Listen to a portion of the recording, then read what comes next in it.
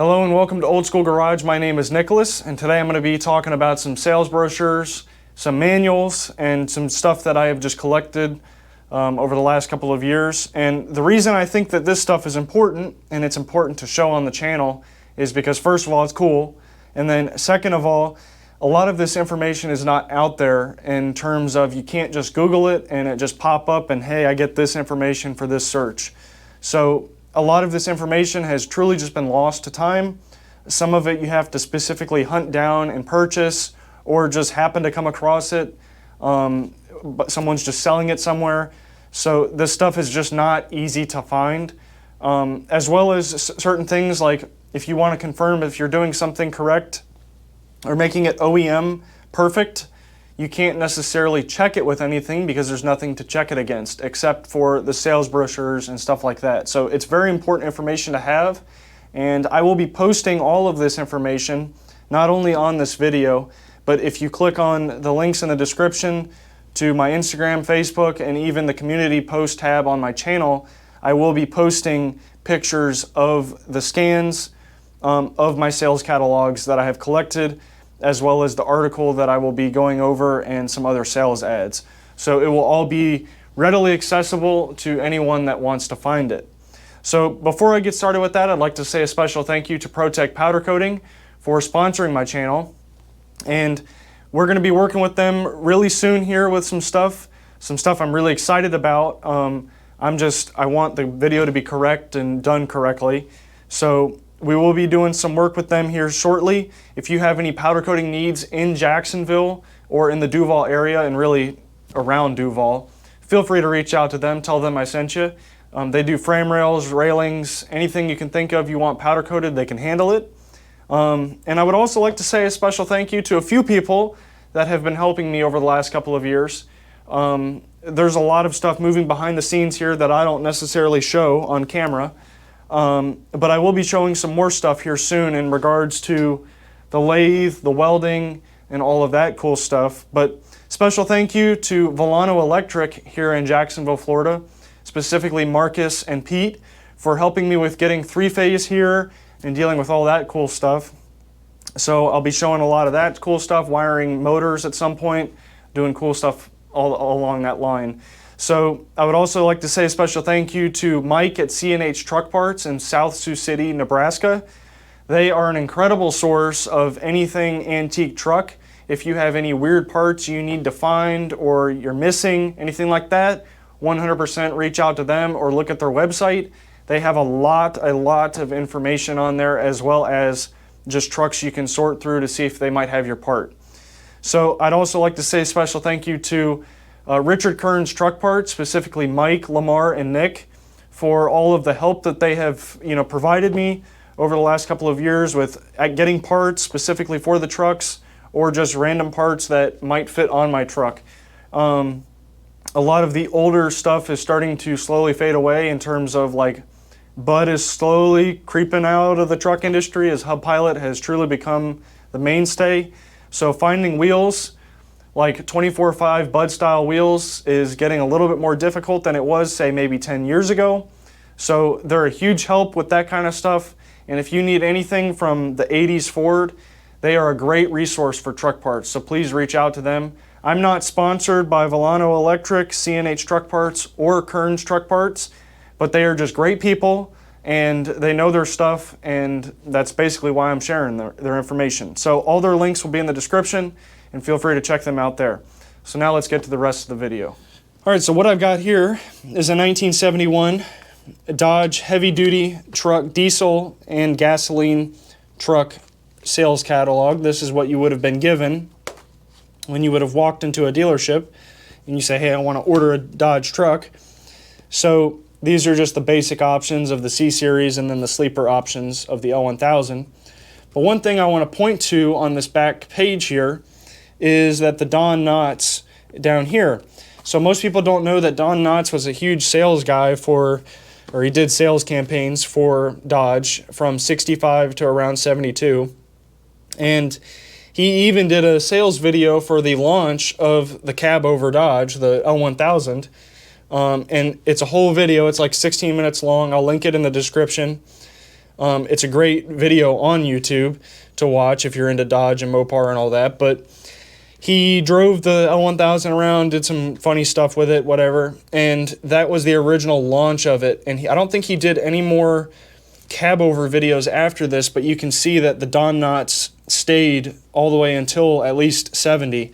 Now we do know that the Dodge had a relationship with Don knots until around 72 because of the Dude package with the light duty trucks, which the Dude package colors could be had on the heavy duty trucks later on. They are listed in the back of my 74 manual. So I don't know how many trucks had those paint options, but it was an offering. So you can see here, we open up the booklet just for the first page, and you'll see just basic information of the frames, wheelbase options, and stuff like that. No real data, if you want to call it that. But if we open it up a second time, you'll see that we have just a basic overview of the trucks. Nothing crazy. It just talks about a little bit about the strength of the bodies. They have zero vibration, all that cool stuff, just marketing stuff. Talks a little bit about the interiors. And you can see we have some great pictures for reference here to look upon for the L1000. You can see the original shift handle there for probably a 10-speed. You can see here's a C-Series with a Cummins doghouse in the middle there. And then we have just looks like a gasoline truck with either a PTO or a twin stick. So, looks like a PTO. But you can see there's just some cool data here. Nothing crazy informative, but it's just got cool pictures. So if we open it one more time, see here, it shows a little bit more in depth. It shows basically under the hood of the trucks, under the hood of the C-Series with the fenders open, as well as the cab tilted forward. You can see we have a frame layout. It talks a little bit about the special stuff to the maintenance, talking about all the grease points and everything, you know, best made suspension in the world, all that cool stuff, marketing. Have a little bit of information about each engine that is allowed inside these platforms from Dodge specifically.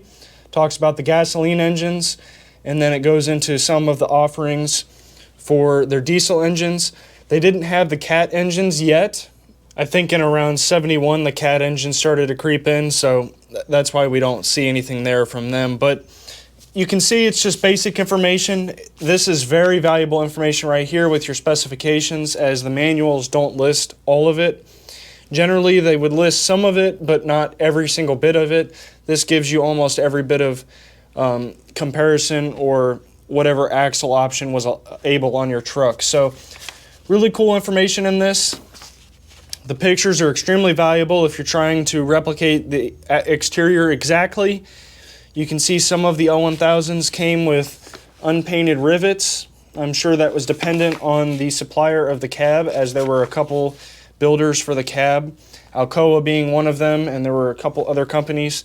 But you can see there are some changes that would occur depending on whether you had a diesel or gas C-Series, that kind of stuff. So it all depended on what kind of options you ordered with the trucks. So now let's move on to our next sales catalog, which I believe is a 72. It is, nope, 73. Okay, so a 73. You can see here, pretty similar cab or cover. It's just got the L1000 on the front of it. This is just the heavy duty tilt, so no big horn or anything like that. But you can see we've got the L1000 laid out, and again, an extremely good picture of the interior here to identify different components on the dash or anything like that. This picture is very valuable because it has a lot of colors to it and actually shows some of the different color options that was offered later on as the truck started to become more popular, as Dodge was trying to improve the comfort of the truck, make it quieter inside with the door panels and stuff like that. Now, I don't have anything like that on my trucks. I have all the basic interior option trucks, except really I have the bunk heater, I think is really the only true interior option that I have. As well as AC, but you can see there used to be a wood paneling like veneer over the dash, just cool stuff like that. Shows just a little bit of information on sales information.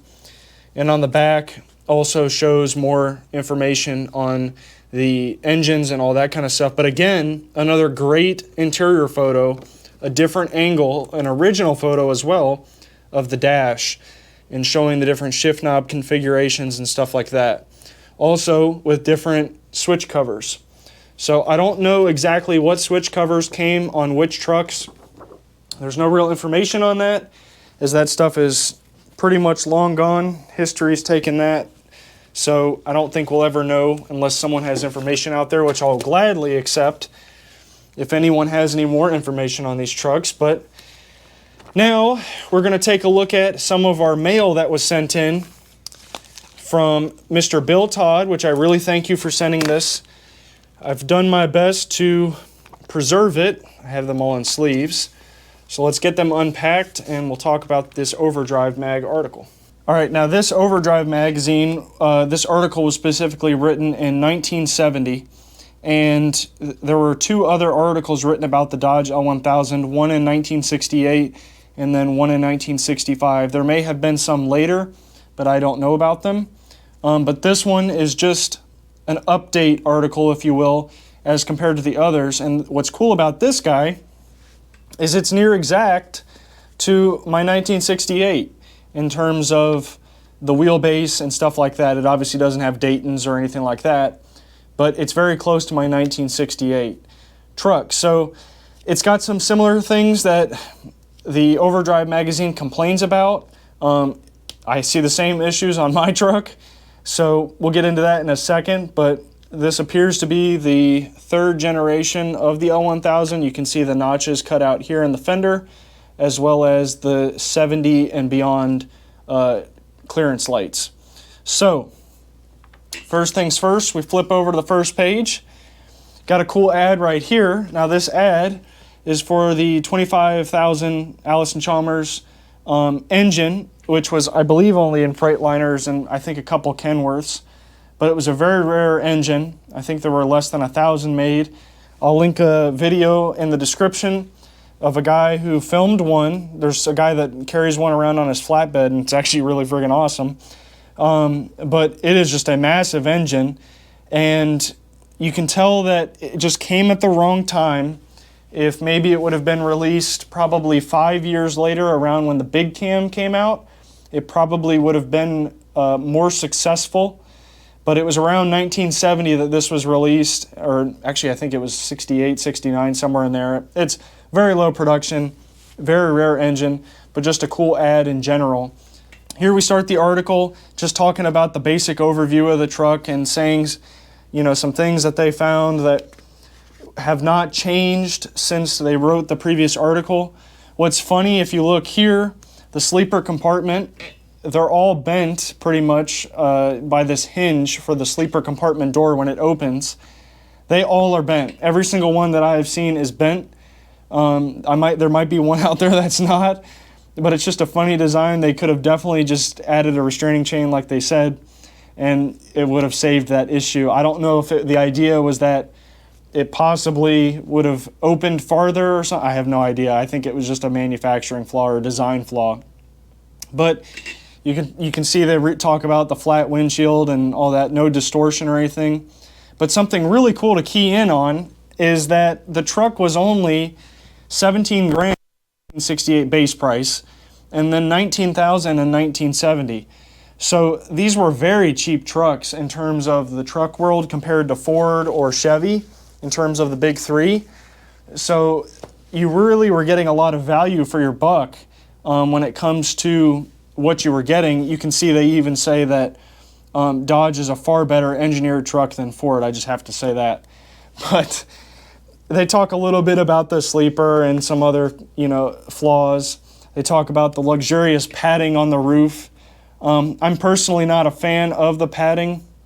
I like the old headliner, the holes in the headliner. I can't remember what it's called, like fiberboard.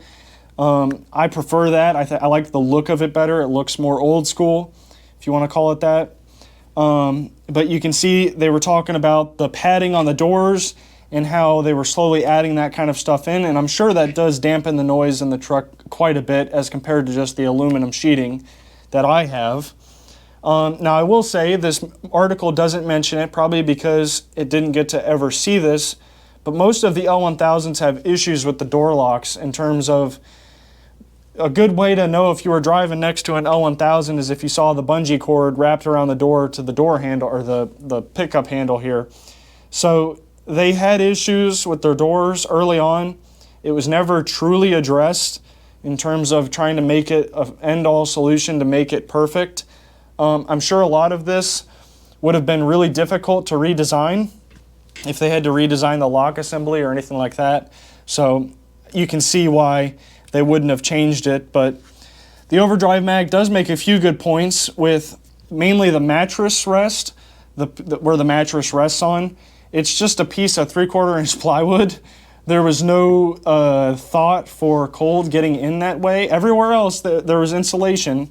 Like in the back of the sleeper, every cell here was covered with fiberboard and then just like R12 insulation or fiberglass insulation. So they had good thought process there, but when it came to the actual underneath the mattress, there was no insulation. So it was just a really odd design choice, but you can see that they talk about this, and they also talk about how there's a lot of unused space underneath the cab. And it's a very valid point in terms of they could have easily opened up the luggage compartments and made them very much bigger and made it so it was actually usable. So I don't know really why they didn't. I'm assuming that would be because they didn't want to change the plans on the design of the truck, but that's just how the trucks were made. Guess you don't need a whole lot of space, but here's a really good shot of the engine. It looks like a Detroit. Not a whole lot of information here, just talking about that there was a lot of issues with any time you had to service them. You had to do a lot of crawling underneath the cab, which is really generally expected a lot of times with cab overs, but it was a bad design if you had to actually lean up against something to just check the oil. It'd be a lot easier to make it mobile to where you can check it from not even having to climb underneath. But you can see a really good shot of the dash here. Very clear shot of the dash, but we have some jeweled switch ends, like the little switch covers. So I have no idea if that stuff is original or not, but clearly there's a truck here with this. Now it does mention here the Dodge trucks were shipped by Dallas and Mavis. The permit sticker is right here on the window, or it was on the window. So I'm assuming that this is a new truck, like a brand new truck. This is not an old or used truck. So this should be as brand new as it's going to get. I think it's interesting how ratty the mud flaps look, but different time, different era in trucking. You can see the taillights are on the outside of the frame rail. Some of them had them on the inside. So it just depended on the frame option that you bought. Let's see here. You can see a good picture of the carpet. Can't see the color because it's in black and white, but here's a little box here. This box was an option if you wanted the little paper compartment. So the article does a very good overview of the truck. It does bring up some valid issues. There are some things that I take issue with, if you want to call it that, in reference to like the copper tubing, saying that it needs more support. From my experience, I've seen that they generally have enough support that way. It does say that the copper lines inside the the co-driver's luggage compartment may crack. There we go. My truck has the original ones on it and they're not cracked. So I guess that could have been an issue. Overall, very good article. There's a lot of good pictures in here of the L1000s. It does bring up some valid points of like height clearance on the tanks underneath the battery box. Definitely was a design flaw. They could have done a lot more work there, but that's just how it was made. So we had to live, I guess, with what we were given, if you want to call it that. But now let's move on to some ads that were in this OverDrive magazine and see some cool pictures and art there. So what we've got here are some ads that were just taken from the OverDrive magazine, from Mr. Bill Todd. He sent some of these, and they're all Dodge. And this guy is really cool. This is a W500 or a W600, it looks like, pulling train cars. And it just goes to show that Dodge was really trying to fit itself in the industrial market and trying to replace a lot of these trucks. Now, I don't know if they ordered it like this or they ordered a normal Power Wagon and then just had some of the attachments removed, like at their rail yard or whatever. Or it's just a really cool photo, though. Obviously, it's got the weight box on the front, and I like the little graphic at the top here with the little train. It's definitely a cool thing. I wish Dodge would have stayed with this. I wish Dodge would have stayed in trucking, and you could tell they were trying to make heavy-duty equipment. It just, the market was changing so fast, I guess. I don't really know. I don't think anyone really knows why Dodge heavy trucks were stopped being made besides the CEO stopping it. But you can see here we've got some ads for some dealerships. They are, looks like, all from the same, all from the same dealership, and all different trucks, not the same trucks. And it looks like one is a marketing photo, this guy, actually from the sales catalog that I just showed. And then these two look like just customer trucks, I guess, or trucks they may have sold. This looks like maybe a red and white one's pretty cool. I'd love to see the wheel setup on this. It looks like it's got Alcoas in the front, and I don't know what's in the back. But got a high cab on this one. This is a pretty cool truck, but again, $16,995 for a brand new truck. I mean, that is just, that's crazy to me, that a heavy truck like this could be so cheap. Obviously, you can adjust for inflation and all that today, but just really interesting how cheap trucks were and how they were trying to sell to the common man so the common man can make money. Right here, looks like we've just got a C-Series ad talking about just all the basic stuff from Dodge. But this actually, this might have been from, yeah, this is later. November of 1975. So this was right when trucks were being phased out. And this is all the rebates that you could have gotten if you would have bought specific trucks. I believe if you bought a Bighorn, you got like a D100 with the truck. They were just trying to get rid of trucks because no one could sell them. It's just bad time to be selling trucks, but that would pick up again in the late 70s. But Dodge was definitely struggling in 75 to sell trucks, and then that's when they shut down their sales for them. Now again, we've got our Don Knotts ad showing more stuff for the L1000, and again, a really good photo of the interior, showing all the trim and the carpet, showing the seats. One thing that would have been cool to me to see Dodge do was put a passenger air seat in instead of just leaving the box underneath. Because if you don't know, there's not a passenger air seat. It's just a huge box of aluminum that they built. There's really nothing underneath it except for air intake stuff. I feel like they could have rerouted all that stuff differently. But it's just a big box of aluminum that you're sitting on. There's no actual suspension. So that would have really been a bumpy ride. But this is definitely, it's a cool piece of Dodge history with the Don Knotts stuff. Now this truck was a submission, and it looks like an intermediate cab. You can see it's just pulling a load for the picture, probably actually for a job, but they took a picture of it. But you can see all the license plate just drilled into that fiberglass grill. You can tell it was a work vehicle, there's no doubt about that, but fog lights are kind of cool underneath. This is definitely a cool truck. You don't see a lot of the intermediate sleepers, let alone as a single axle. I've always seen them as the single axles as the big sleeper or a day cab. I don't see a whole lot of intermediates. So then we've got our LCF series, the C series, just talking, again, just ads. But really cool artwork here. This is all drawn. This is not a picture. And it's just really cool ad campaigns that they had. I wish companies still had this type of stuff. I know why they don't, but it's just, it's sad to see that a lot of this stuff doesn't exist anymore. And I never got to see it. And then just some random stuff on the back. But yeah, definitely a bygone era. Dodge trucks were awesome. and it's cool to have this stuff. Thank you, Bill Todd, for sending this again. This stuff I'm definitely going to preserve and keep, and hopefully people will find it valuable in the future. All right, so now we're going to move on to the manual section of the video. Now, I believe that manuals are important to collect as they contain a lot of information that help you restore vehicles, mainly for referencing, or maybe you don't know how to pull something weird apart. So it's a great thing to collect parts manuals and service manuals alike. So whenever you find these Dodge manuals, it's a great investment to buy them because someone needs them somewhere. If I ever respond to anyone on Facebook and they're asking about options of a truck or something, this is the kind of stuff that I'm referencing from. This is not just like a Google search and then I come up and pull something out of a hat, or if someone asks me a question, it's always pulling from these manuals because these manuals contain the original information. This is directly from the source.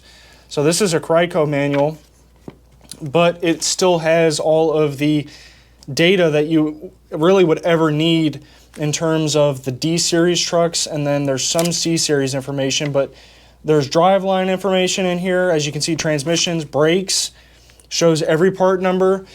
They are Dodge part numbers, so a lot of them are defunct. They don't work anywhere, but they at least give you a good start. And if someone's selling a part on, say, eBay or anything like that, this is a great resource because a lot of people generally put the Chrysler part number, especially if it's a new old stock and it's got the box original label on it and everything. So this manual is very helpful, especially for the D-Series trucks. This is a 1965 manual. And I have a 69 to 71, I believe it is, parts manual. Yep, 69 to 71. And this guy is worth its weight in gold. This shows every light-duty truck part number as well as heavy-duty truck part number. You can see this has been a book that's been abused beyond belief, but it has just about everything you can think of in here. It's missing some things for the body, bodies of the L1000s and stuff like that, but most part numbers are in here. It even shows a lot of the moldings, stuff like that. Here's a diagram of the L1000. It has part numbers for each structural piece. So if you needed to order that, you were a body shop, you could easily reference stuff like this. Parts manuals are great for blow-up diagrams of things when you're trying to figure out how things work or how they come apart so you don't destroy parts. But you can see it has all your heavy-duty stuff back here, even transmission part numbers for gears. And then the biggest thing about this is the conversion charts for all of the Chrysler part numbers to whatever brand part number. So if you have a Chrysler part number from the rest of this book, and say you need an Eaton gear or something like that, I can guarantee it's probably in here somewhere. You just got to take the time to find it. So this has saved me quite a few times now, especially with the C-Series trucks, or truck, let me say that, I don't have multiple, but, and helping other people find part numbers. This has been invaluable. And if you need anything, don't hesitate to reach out to me. I will gladly, work with you if you're trying to find a part or anything like that. I will gladly look in here and see if I have it. But keep in mind that this book is limited to 69 to 71, so I don't have everything. But there's a 73 to 74. It's just a lot rarer. So there's this guy, very, very valuable. I have all of my service books. Here's a 65 for the D-Series trucks, 100 to 700. This is a reproduction because of it having the light-duty trucks in it, more than likely. A lot of these books there are no reproductions of these, but these are probably the best books you can have if you have a heavy-duty or medium-duty Dodge truck, specifically the L series or the C series. There is some help in here to a D series, but it's not as much. If you have one of these trucks, these manuals are invaluable, especially the wiring diagrams We all know that the wiring is always messed up, so having a diagram to go off of is invaluable. Shows you all of the carburetors. This was a huge help for the 2300G on the C-Series, because the governed carburetors, there's really no information out there on them. Here's the 4-barrel. So having a book to reference all of the data for the governed carburetors is wonderful. Shows you all the vacuum passages and everything like that.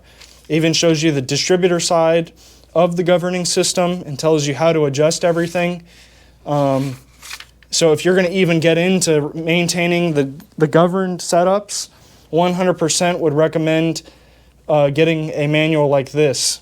They come in service manuals, and they are, let's see, it just says low cab forward and tilt cab. There's no other data on them. You can see that some of these are severely beat up. They've been in shops probably their entire lives and have been used a bunch. But now, my final manuals for the heavy-duty trucks are the Cummins Manuals. These are very expensive in relation to manuals. Some of these can go upwards of $300. This is a small cam manual. I think it's from 79. And then we get into the big cam manuals that I have. And again, if you have any questions and you don't have these manuals, feel free to reach out. I'm willing to help anybody that has questions or anything like that. I personally like the Big Cam 3 and Big Cam 4 manuals. The diagrams are wonderful. The breakdowns are wonderful. They're a little bit more modern. And because of that, it's easier to figure out how to work with everything. So again, I have everything up to Big Cam 4, including parts manuals. I got some, this is the Big Cam 4, Big Cam 3, Big Cam 4, I think operation and maintenance, and then some troubleshooting. So there's this guy. And then the piece de resistance is this joker. And this is an original manual set, I believe from '68. And it basically goes over, I'm trying to find the date here. I have fuel pump rebuilding, some turbo stuff, a lot of specifications. You can see there's some testing procedures there. Trying to see what else we got. It's hard to remember half of this stuff. See turbo stuff. A couple of different engine series. I think the V series is in the back of this guy. Yep, some V there.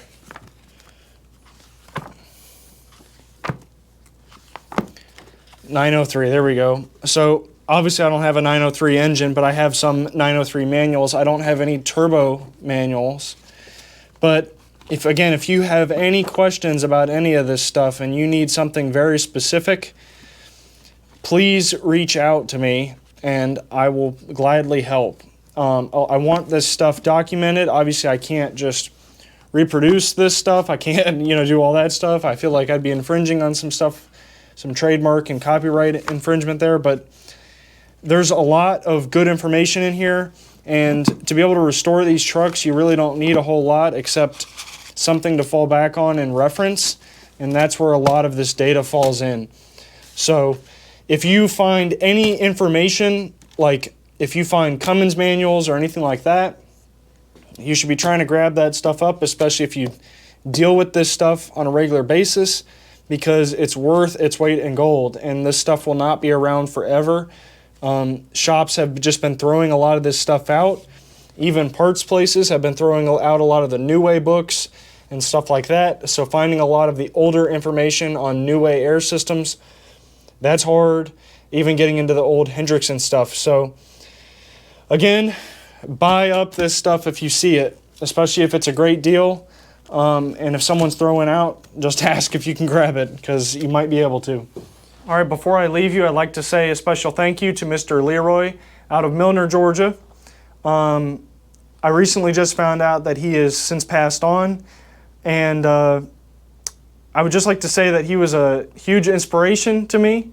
The Miller 330 ABP over there came from him, as well as some other heavy equipment. And I would just like to say that if you're anyone out there that's in the trades and you have some sort of knowledge base, please work to pass that knowledge on, as it is a very important part of the trades. I believe that is pretty much the #1 job of being a tradesman, is passing that knowledge on to the next generation. If we don't pass it on, no one will be there to take up our place. So I'm not going to live forever. I know y'all aren't going to live forever either. So it's a very important piece to trades in general, is just passing that knowledge on. So please consider trying to find someone to take under your wing and try to pass that knowledge on to them. Overall though, I hope that y'all have a great rest of your week. May Leroy rest in peace, and y'all have a blessed one. See you in the next episode.